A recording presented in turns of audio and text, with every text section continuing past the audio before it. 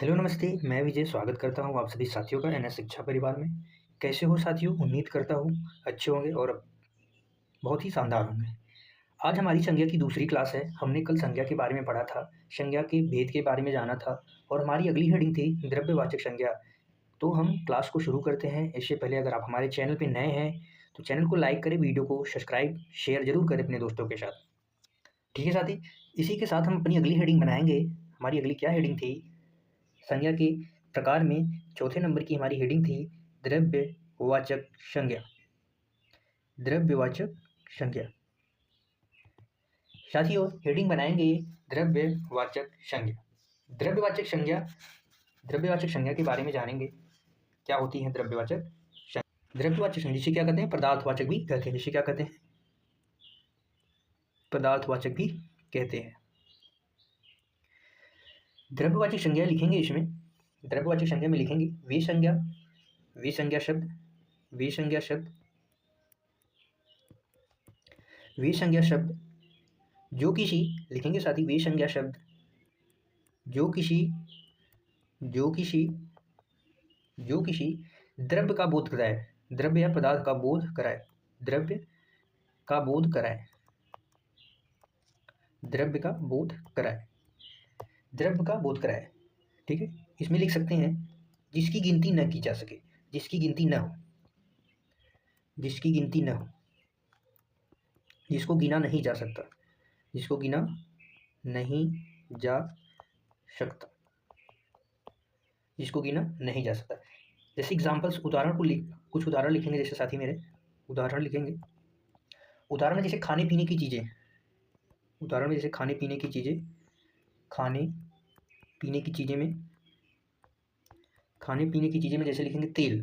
तेल को क्या हम गिन सकते हैं? नहीं गिन सकते। पानी, पानी को क्या गिन सकते हैं? नहीं गिन सकते। दूध क्या गिन सकते हैं? नहीं गिन सकते। इसको क्या करते हैं? माप सकते हैं लेकिन गिन नहीं सकते हैं। घी हो गया, घी, तेल आदि, क्या आदि, चाहे जो भी तेल हो आदि। ठीक है साथी।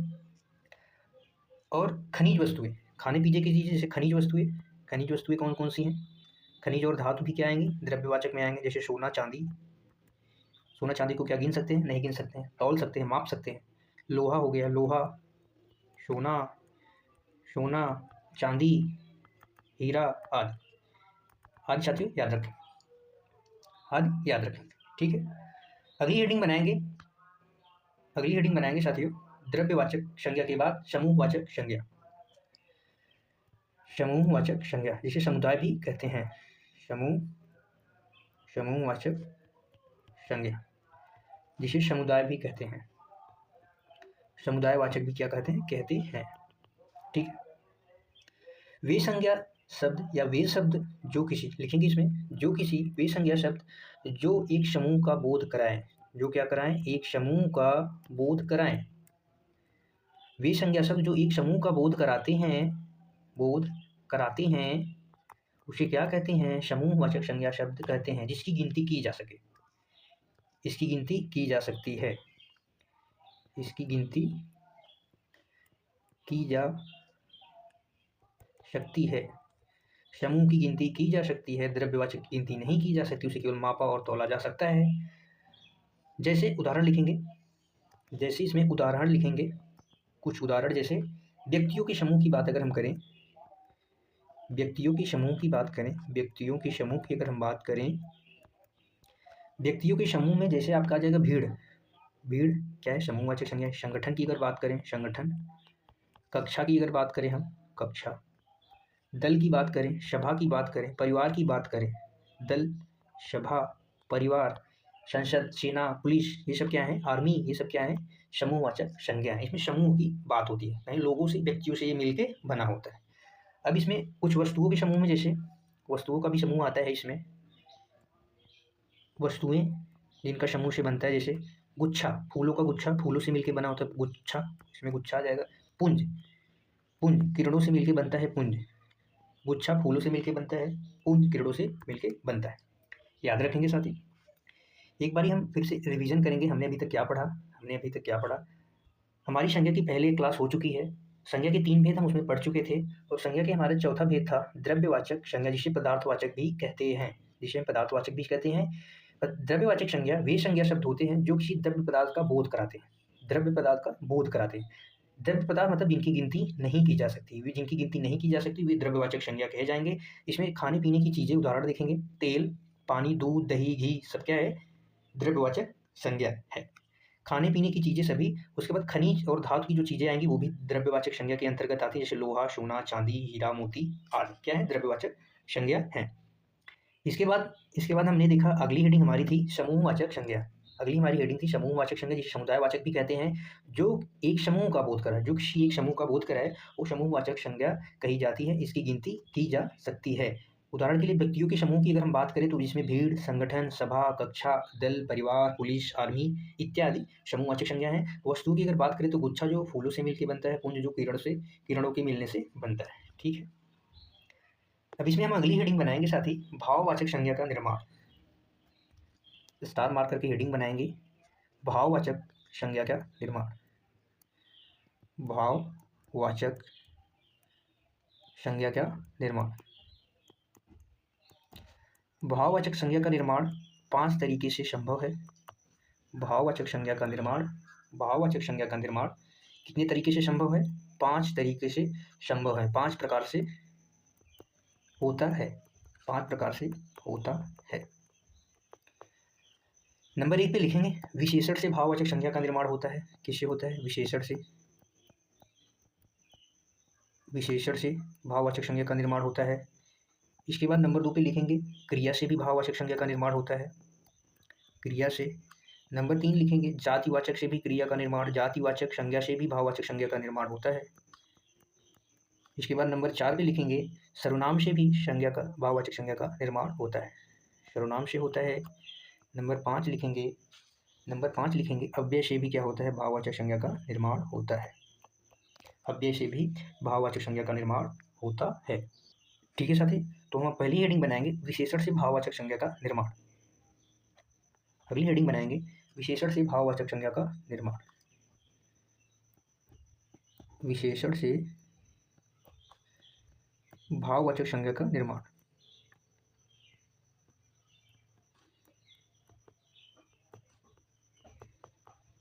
हमारी हेडिंग थी क्या? विशेषण से भाववाचक संज्ञा का निर्माण। हम यहाँ पे कुछ विशेषण शब्द लिखेंगे और उन्हें आपको भाववाचक में बदलना है। ठीक है, यहाँ पे हमने कुछ शब्द लिखा जैसे कुटिल। कुटिल क्या है? विशेषण शब्द है। सरल, युवा विशेषण शब्द है। ऊंचा, लंबा बनाएंगे साथ। इसके बाद कुटिल, इसके बाद वीर, लंबा के बाद वीर भी लिख लेते हैं। वीर के बाद बूढ़ा, अमीर, गरीब, बड़ा लिख लेते हैं, बड़ा, भला बनाएंगे साथ। कुटिल का क्या भाववाचक बनेगा? कुटिलता। सरल का सरलता का एक भाव, आपको शब्द से ही लग रहा होगा कि भाव है। विशेषण से क्या होता है? विशेषण वे शब्द होते हैं जिनसे किसी विशेष अर्थ का पता चलता है। जैसे हमने कहा कुटिल, सरल, युवा, वीर, ये क्या है? एक विशेष है। ऊंचा क्या है? पहाड़, यानी संज्ञा सर्वनाम की विशेषता बताते हैं। विशेषण वे शब्द होते हैं जो संज्ञा सर्वनाम की विशेषता बताते हैं, आगे हम पढ़ेंगे। युवा का यौवन क्या है? एक अवस्था है। हमने भाववाचक में पढ़ा है कि जो गुण दोष अवस्था आदि के भाव को बताया वो क्या होता है? भाववाचक संज्ञा होती है। यौवन क्या है? एक अवस्था है, अवस्था भाववाचक संज्ञा के अंतर्गत आते हैं। इसके बाद ऊंचा का हो जाएगा ऊंचाई, ऊंचा का भाव क्या हो जाएगा? ऊंचाई। बूढ़ा का बुढ़ापा। वीर का वीरता, वीर का क्या हो जाएगा? वीरता। बूढ़ा का बुढ़ापा। अमीर का हो जाएगा अमीरी। गरीब का गरीबी हो जाएगा। बड़ा का बड़प्पन हो जाएगा, कहते हैं ना बड़प्पन बहुत दिखाए। भला का भलाई। क्या है? ये सब भाववाचक संज्ञाएं है। ठीक है साथी, याद रखेंगे। अगली हेडिंग बनाएंगे क्रिया से भाववाचक संज्ञा का निर्माण। क्रिया से भाववाचक संज्ञा का निर्माण। भाववाचक संज्ञा का निर्माण। भाववाचक संज्ञा का निर्माण 5 तरीके से संभव है। हमने पहले विशेषण से देखा। नंबर 2 पे क्रिया। क्रिया वे शब्द होते हैं जिनसे किसी कार्य का होना पता चले, वही शब्द होते क्या होते हैं, क्रिया कहलाते हैं। कुछ क्रिया के उदाहरण हम लिखेंगे। उड़ना, उड़ना क्या है, क्रिया है। मूल शब्द में ना जुड़ने से क्रिया का निर्माण होता है। उड़ क्या है, मूल शब्द है, ना जुड़ने से क्रिया का निर्माण होता है। ठीक है।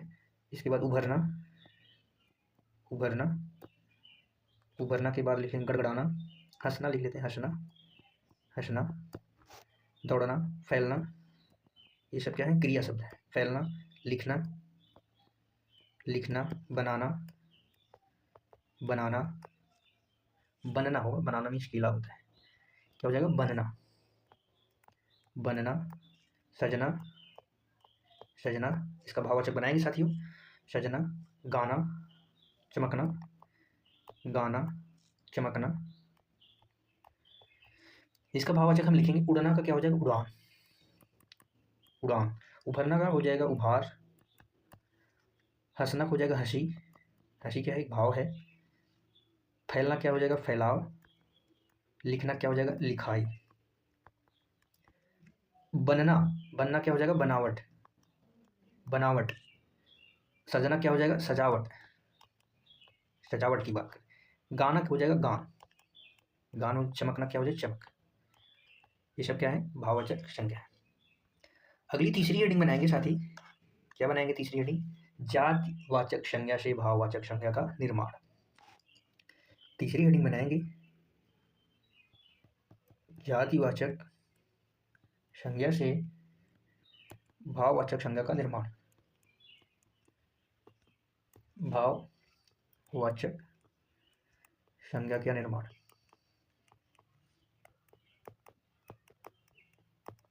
ठीक है साथी। अब यहाँ पे कुछ जातिवाचक संज्ञा हम लिखेंगे, उसको आपको भाववाचक में बनाना है। जैसे कहा, जात की बात करें तो इंसान हो गया, इंसान।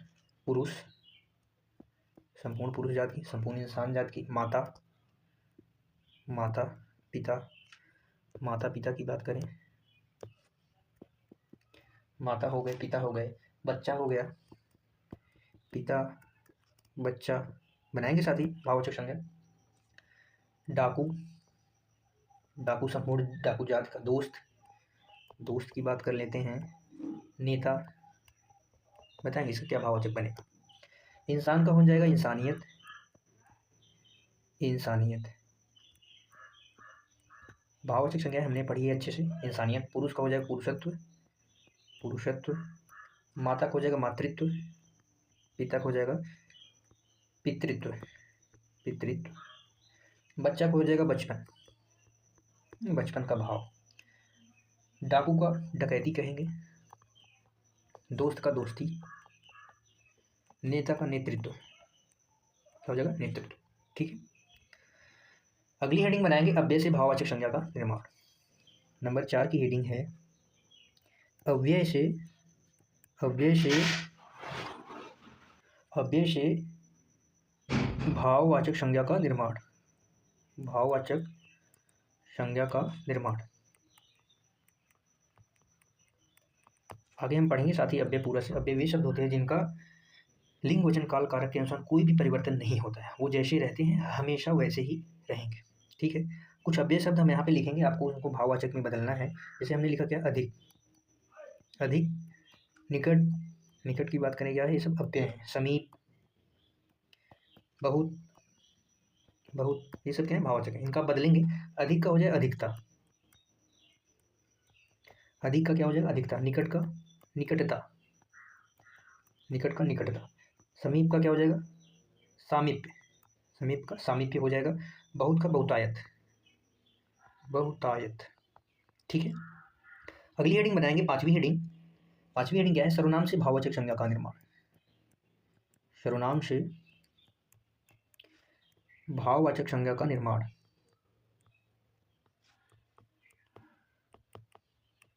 का निर्माण। हम अभी संज्ञा पढ़ रहे हैं, हमारा अगला टॉपिक क्या होगा, सर्वनाम। अगला टॉपिक सर्वनाम ही पढ़ेंगे साथ ही।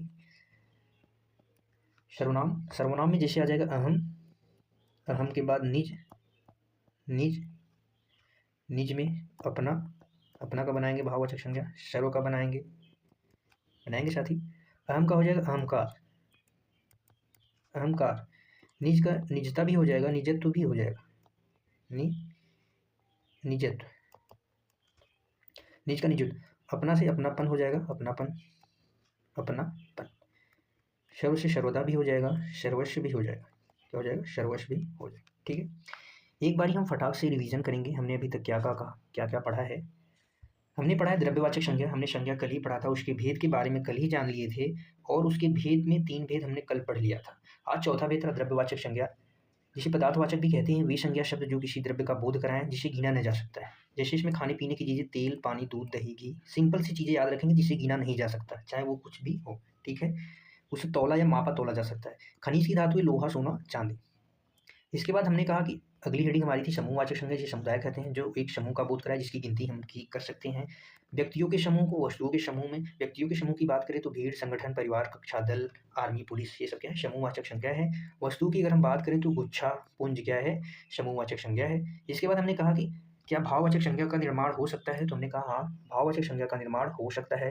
भाववाचक संज्ञा का निर्माण किया भी जा सकता है। 5 प्रकार से होता है भाववाचक संज्ञा का निर्माण। विशेषण से भी हम भाववाचक संज्ञा का निर्माण कर सकते हैं, क्रिया से भी कर सकते हैं, जातिवाचक संज्ञा से भी कर सकते हैं, सर्वनाम से भी कर सकते हैं, अव्यय से भी कर सकते हैं। भाव, क्योंकि भाव जो गुण, दोष, रंग, आकार सभी के बारे में एक भाव प्रकट करता है, बोध कराता है, वो सब क्या कहलाता है? भाववाचक संज्ञा कहते हैं। फिर हमने पहली हेडिंग बनाई जिसमें क्या? विशेषण। विशेषण से भाववाचक संज्ञा का निर्माण। हमने यहाँ पे कुछ विशेषण शब्द और उससे भाववाचक संज्ञा का निर्माण किया है। कुटिल से बनता है कुटिलता, सरल से बनता है सरलता। सरलता का क्या है? भाव है। कुटिल क्या है? विशेषण। सरल युवा से यौवन, ऊंचा से ऊंचाई, लंबा से हमने बुढ़ापा कर दिया। यहाँ पे लंबा से हमने क्या कर दिया? बुढ़ापा। ठीक है, लंबा से यहाँ पे लंबाई हो जाएगा। क्या हो जाएगा? लंबाई। ठीक है साथी, यहाँ पे हमने कहा लंबा से क्या हो जाएगा? लंबाई। लंबा से लंबाई। ठीक है, इसके बाद वीर की बात की हमने। वीर से वीरता, बूढ़ा से बुढ़ापा, अमीर से अमीरी, बड़ा से बड़प्पन, भला से भलाई। फिर अगली हेडिंग थी क्रिया से। क्रिया से भाववाचक संज्ञा का निर्माण। क्रिया से भी भाववाचक संज्ञा का निर्माण कर सकते हैं। क्रिया वे शब्द होते हैं जो किसी कार्य के होने का दर्शाएं, और क्रिया में मूलभूत में ना प्रत्यय से जुड़ने से क्रिया का निर्माण होता है। जैसे उड़ना क्या है? क्रिया है। उड़ना में उड़ान, भरना उभार, उभरना उभार, हंसना हंसी, फैलना क्या हो जाएगा? फैलाव, लिखना क्या? लिखाई, बनना बनावट, सजना सजावट, गाना गान हो जाएगा, चमकना चमक हो जाएगा। ठीक है, इसके बाद हमने कहा जातिवाचक संज्ञा। जातिवाचक संज्ञा किसी भी संपूर्ण जाति का बोध कराए से भाववाचक संज्ञा का निर्माण होता है। इंसान, संपूर्ण इंसान जाति का बोध, इंसानियत हो जाएगा। इंसानियत, भाई इंसानियत नहीं है, एक भाव की बात करते हैं। पुरुष, पुरुषत्व, माता, मातृत्व, पिता, पितृत्व, बच्चा, बचपन, डाकू का डकैती हो जाएगा, दोस्त का दोस्ती, नेता का नेत्री। भाववाचक संज्ञा हमने बताया था कि भाववाचक संज्ञा अदृश्य रूप में होती है, जिसे केवल भाव के रूप में ही महसूस किया जा सकता है। इसे देख नहीं सकते, या इसे देखा नहीं जा सकता है। ठीक है, इसे केवल महसूस किया जा सकता है। फिर अगली हेडिंग थी अव्यय से भाववाचक संज्ञा का निर्माण। अव्यय से भाववाचक, अव्यय वे शब्द होते हैं जो लिंग, वचन, काल, कारक के अनुसार उनके कोई परिवर्तन नहीं होता है। जैसे अधिक, अधिकता, अधिक क्या है? अव्यय। निकट से निकटता, समीप, सामीप्य, बहुत का बहुतायत हो जाएगा। फिर हमारी अगली हेडिंग थी सर्वनाम से भाववाचक संज्ञा का निर्माण। ठीक है, सर्वनाम क्या करते हैं? शब्दों की पुनरावृत्ति को रोकने का काम करते हैं। जैसे हमने कहा रमेश, जैसे हमने कहा कि रमेश वहाँ जाता है और रमेश बाजार से फल लाता है। रमेश बाजार जाता है, रमेश बाजार से फल लाता है, तो रमेश की जगह हम वह का यूज कर सकते हैं। रमेश बाजार जाता है और वहाँ से फल लाता है। तो सर्वनाम क्या होता है? शब्दों की पुनरावृत्ति, जो आवृत्ति होती है, उसको रोकने का कार्य करता है। सर्वनाम में जैसे अहम हो गया, अहम से अहंकार, निज से निजता या निजत्व भी होता है, अपना से अपनापन, अपनापन का भाव है, और सर्व से क्या हो जाएगा? सर्वस्व या सर्वदा दोनों हो जाएगा। ठीक है साथी, आज के लिए बस इतना ही। हमारी संज्ञा की क्लास आज खत्म होती है। कल से हमारा एक नया टॉपिक शुरू होगा। कल से हम करेंगे सर्वनाम। कल से हमारा टॉपिक जो रहने वाला है साथियों, क्या होगा? सर्वनाम। कल से हमारा जो टॉपिक होगा सर्वनाम, हम सर्वनाम के बारे में पढ़ेंगे, बताएंगे साथी क्लास कैसी लगी, कमेंट में ज़रूर बताइए। तब तक के लिए बाय बाय, मिलते हैं अगली क्लास में। Thank you so much. मस्त रहिए, खुश रहिए, पढ़ते रहिए और मौज मस्ती करते रहिए। Thank you so much.